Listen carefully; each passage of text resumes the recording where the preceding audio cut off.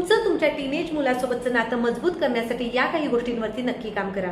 पहिली गोष्ट म्हणजे त्यांच्या कामाचं कौतुक करा. आपण पालक म्हणून बऱ्याच वेळेला त्यांनी न केलेल्या कामाचा पाढा सतत वाचून दाखवतो, पण त्यांनी केलेले कामं दुर्लक्षित करतो.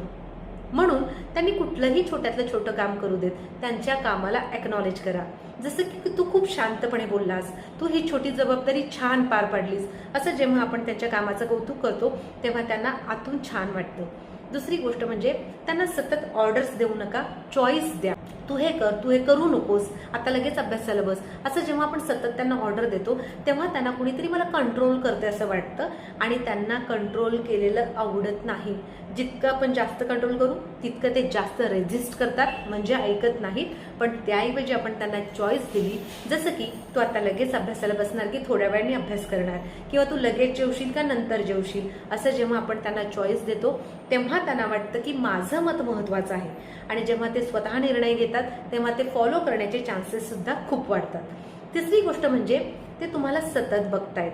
तुम्ही तुमचा स्ट्रेस कसा हँडल करता, तुम्ही घरातल्या इतर लोकांशी कसं बोलता, घरामधला स्टाफ असतो किंवा ड्रायव्हर असतो, घरातले काम करणारे व्यक्ती असतात, त्यांच्याशी कसं बोलता, या सगळ्या गोष्टी ते शांतपणे बघत असतात. तुम्ही रिस्पेक्ट देत असाल तर तेही रिस्पेक्ट द्यायला शिकतात. तुम्ही शांतपणे बोलत असाल तर तेही शांतपणे बोलायला शिकतात. चौथी आणि खूप महत्त्वाची गोष्ट म्हणजे कनेक्शनवरती काम करा. बऱ्याच वेळेला आपण त्यांना करेक्ट करायला जातो, पण कनेक्शनवरती काम होत नाही.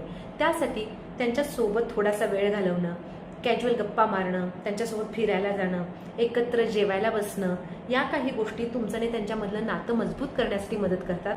जेव्हा त्यांना सेफ वाटतं तेव्हा ते त्यांच्या मनातली कुठलीही गोष्ट शेअर करायला घाबरत नाहीत. या काही गोष्टी नक्की ट्राय करा आणि हा व्हिडिओ आवडल्यास लाईक आणि शेअर करायला विसरू नका. धन्यवाद.